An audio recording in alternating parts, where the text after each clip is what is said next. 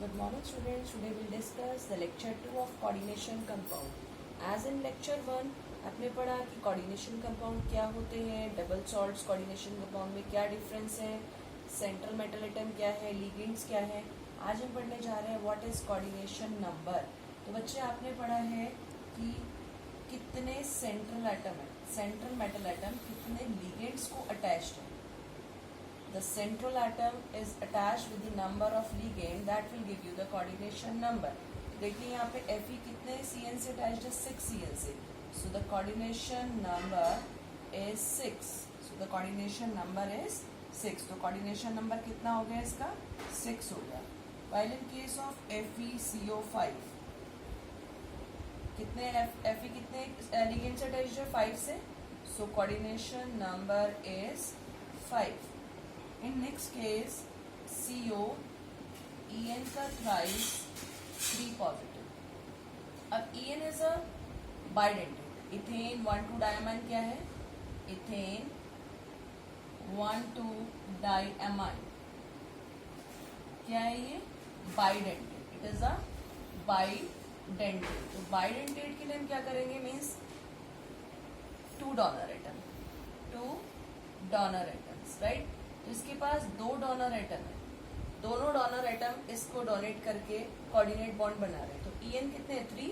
तो एक En 3 है तो 2 डोनर एटम का मतलब हो गया 3 इंटू 2 हो गया 6. So coordination number of CO is 6, right. तो कोऑर्डिनेशन नंबर आपको पता लग गया. Next topic is what is coordination sphere. Coordination sphere क्या है? मेटल एटम और ion ligand attach to the surface and enclose in a square bracket.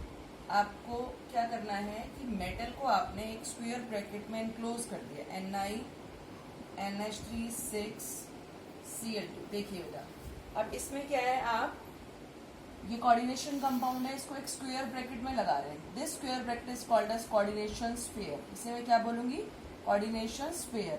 Ni क्या है, what is Ni? Central metal atom, central metal ion और atom.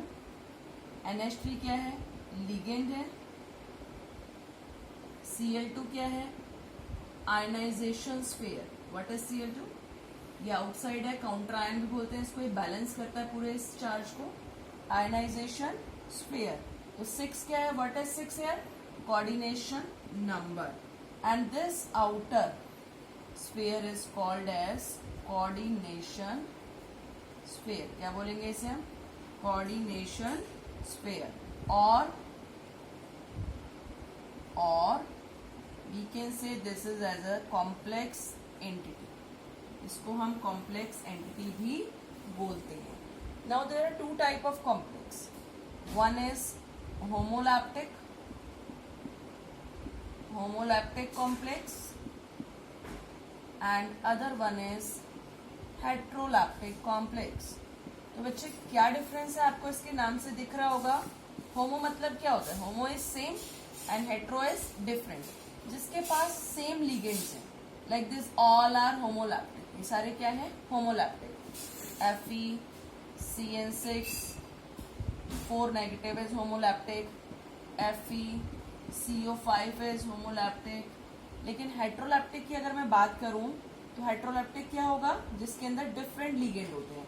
Different ligand like CO NH3 4 Cl2 positive. तो देख सकते हैं आप इसमें NH3 भी लिगेंड की ट्रैक्ट कर रहा है और क्लोरीन भी लिगेंड की ट्रैक्ट कर रहा है. अगर ये क्लोरीन बाहर होता तो it will not act like a ligand, it will act as a ionisation sphere. अगर अंदर है तो ये कैसा है, लिगेंड है. तो this all are about the coordination number, coordination sphere. 2 type of complex, homoleptic and heteroleptic. Next topic है IUPAC naming of the coordination compound. Yes, IUPAC name of the coordination compound. तो इसमें आपको पहले क्या करना है, IUPAC नेम देना है कोऑर्डिनेशन कंपाउंड को. तो उसके लिए आपको लिगेंड्स के ऊपर कितना चार्ज है वो पता होना चाहिए, लिगेंड्स का नेम क्या है वो आपको पता होना चाहिए बेटा. तो देखिए चार्ज लिगेंड्स कौन कौन से हैं. चार्ज लिगेंड्स Cl नेगेटिव, इस जितने भी नेगेटिव होंगे उनके नाम के पीछे क्या आ जाएगा, आइडो। तो इसका नाम हो गया chlorido, name is क्लोराइडो।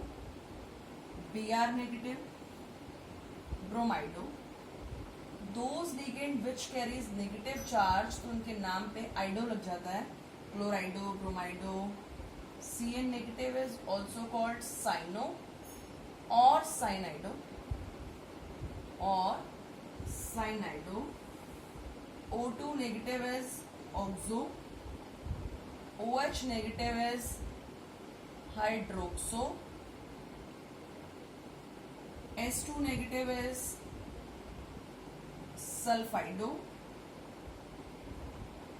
NH2 negative is amido. First you have to learn the name of the ligand and then you can do easily IUPAC naming. CO3 2 negative is carbonato.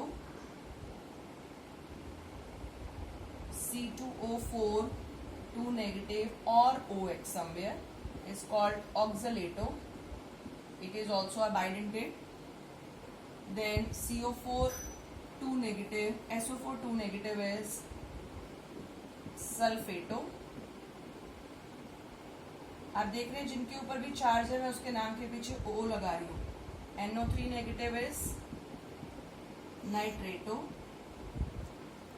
SCN negative is thiocyanato.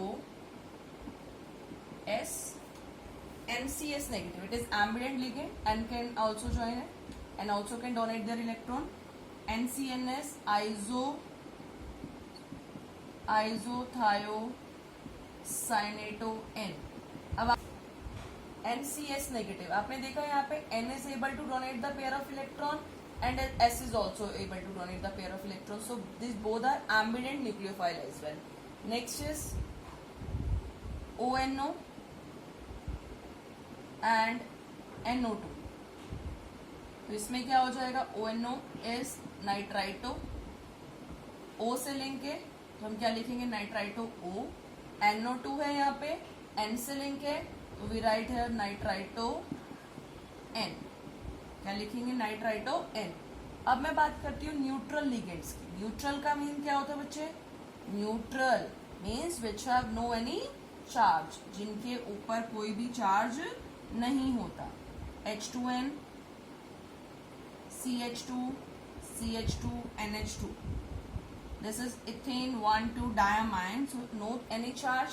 इसके ऊपर कोई charge नहीं है तो name क्या होगा इसका, EN। EN is ethane 1,2 diamine, right? Next है NH2O, वाटर। वाटर पे कोई चार्ज नहीं है तो हम इसको क्या लिखते हैं, एक्वा। क्या लिखते हैं, एक्वा। NH3 पे कोई चार्ज नहीं है तो एमिनो नहीं लिखेंगे, आप ध्यान रखिए। इसको क्या लिखेंगे हम, एमिनो नहीं लिखेंगे, this is the wrong method. तो इसका नाम क्या हो जाएगा, amine. Amine, right. Next is CO। CO क्या है, कार्बोनिल। क्या है ये, carbonyl. Next is NO। NO is nitrosyl, right. अभी आपने पढ़ लिए charge ligands, negative ligands and neutral ligand. There are few positive ligands also. वैसे पॉजिटिव ज्यादातर लिगेंड की टेंडेंसी कम होती है, लिगेंड एनायनिक होगा या न्यूट्रल होगा, but there are 2 ligands which are positive in nature, so I overwrite here NO2 positive ligands. NO2 positive is nitronium, that is nitronium, and second is NO positive, nitrosonium. So these are the name of ligand. First you learn the name of the ligand and then you can do the IUPAC naming. So students, without learning the name of the ligands you can't do the IUPAC naming. So सबसे पहले आपको ligands के नाम learn करने हैं, then IUPAC naming करेंगे। अब चले हम इस पे, तो देख क्या है ये कोऑर्डिनेशन स्फीयर जिसके पास केटायन है और काउंटर एनायन है। तो क्या होगा, सबसे पहले आपको देना है naming of ligands in alphabetical order using prefix। इसका मतलब क्या है? सबसे पहले हम लिगेंड को नेम देंगे और उससे पहले आप लिखोगे प्रेफिक्स, मींस एन कितने हैं यहाँ पे। 6 है तो हेक्सा, 2 है तो डाई, 3 है तो ट्राई, 4 है तो टेट्रा। तो टेट्रा लाइक जैसे आपके पास हो गया टेट्रा हाइड्रोक्सो। नेक्स्ट जो आपका स्टेप होगा वो क्या होगा? अब आपको क्या करना है? मेटल को नेम देना है। Name of the metal with its oxidation state, वो आपको निकालनी आती है charge, with its oxidation state. And third क्या है? Third is naming of counter ion without any charge, without any number. तो उसको हम नंबरिंग नहीं करेंगे, Cl2 है तो उसको सिर्फ क्लोराइड ही लिखेंगे, राइट। नेक्स्ट स्टेप देखिए, अब इसका एक एग्जांपल देती हूं मैं। CONH3 4 Cl2 Cl। सो बच्चे देखिए, अभी हमने यहाँ पे लिखा था naming of ligands in alphabetical order using prefix. अब यहाँ पे दो लिगेंड आ गए, तो इट इज हेट्रोलैप्टिक कॉम्प्लेक्स, एक तो एमाइन है और एक क्लोराइडो है। तो अब आप देख सकते हैं कि NH3 के ऊपर चार्ज 0 है तो इट इज कॉल्ड एमाइन। तो कितने नंबर है और अल्फाबेट में क्या पहले आता है? ए या सी? ए पहले आता है। तो हम क्या करेंगे? 4 मतलब टेट्रा एमाइन। अब Cl कितने हैं? 2 है तो डाई, और नेगेटिव है क्लोराइडो, डाई क्लोराइडो। और उसके बाद क्या आ जाएगा? कोबाल्ट। क्या होगा? कोबाल्ट। उसका ऑक्सीडेशन स्टेट निकालेंगे एंड देन उसके बाद हम इस नाम को क्या लिखेंगे जो बाहर है? Cl chloride. अब इसका ऑक्सीडेशन स्टेट हम कैसे निकालते हैं? लाइक देखिए, CO का X, NH3 पे मैंने आपको बताया था न्यूट्रल लिगेंड है तो +0 × 4। Cl2 पे मैंने आपको बताया था -1 चार्ज होता है। इसके ऊपर भी यहाँ भी कितना होगा? -1 इक्वल टू 0। तो कितना हो गया ये? X -2 -1 equal to 0, X -3 is equal to 0, X is equal to 3। तो ऑक्सीडेशन स्टेट कितनी निकल के आ रही है यहाँ पे? 3। तो ऑक्सीडेशन स्टेट को हमेशा रोमन में लिखेंगे बेटा। एग्जाम्पल 2 देखिए, example 2 PT NH3 Br Cl ONO plus, right. तो यहां पर भी क्या होगा बच्चे? Amine, ब्रोमाइडो, क्लोराइडो, nitronium.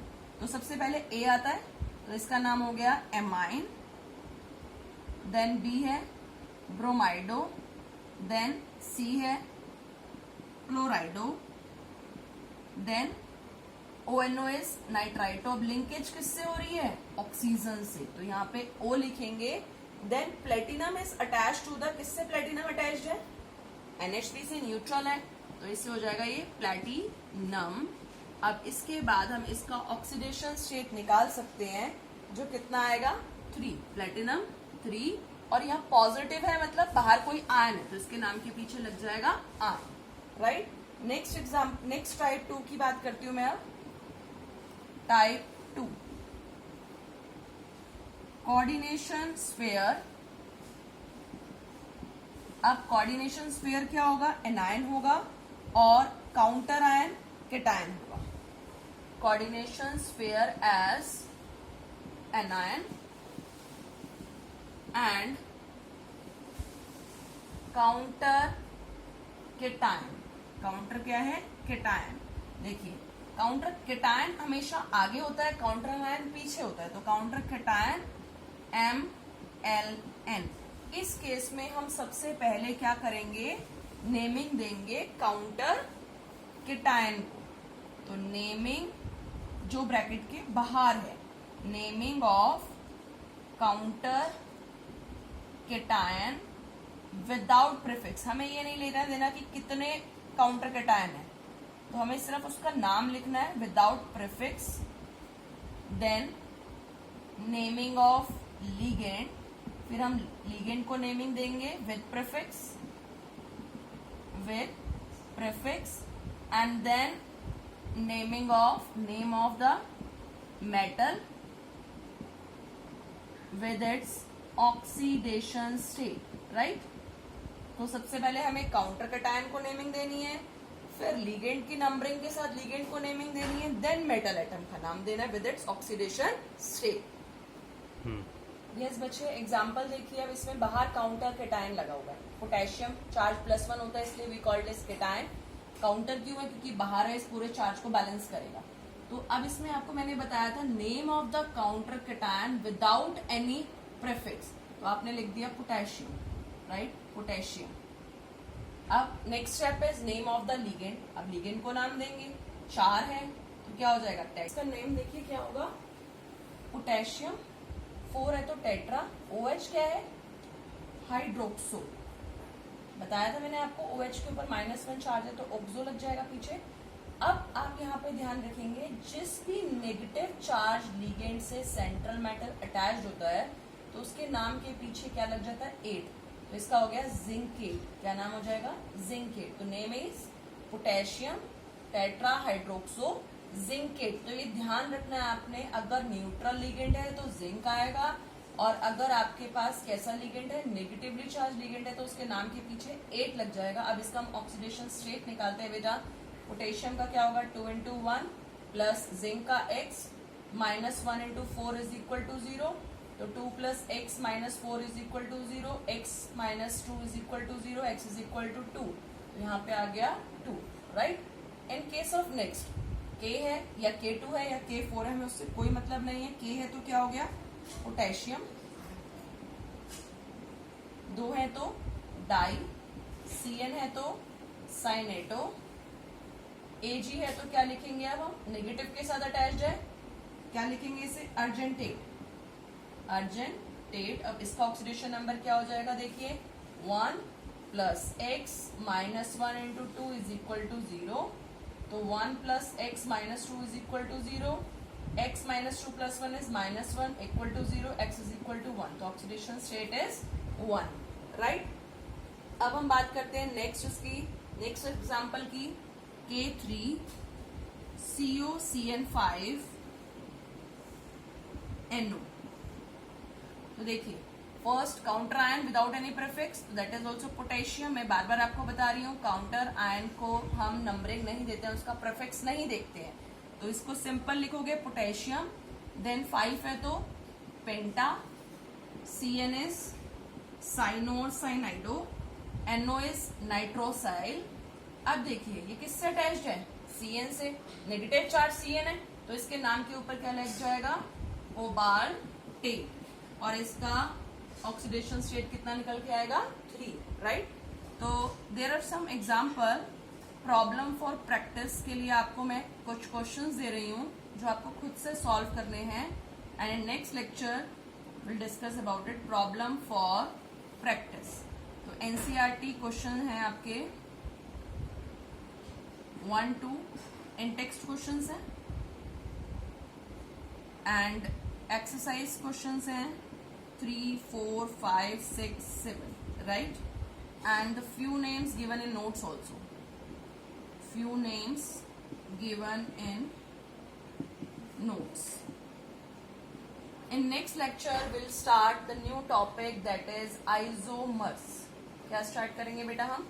Isomers. In next lecture, we'll start isomers. Thank you. God bless you.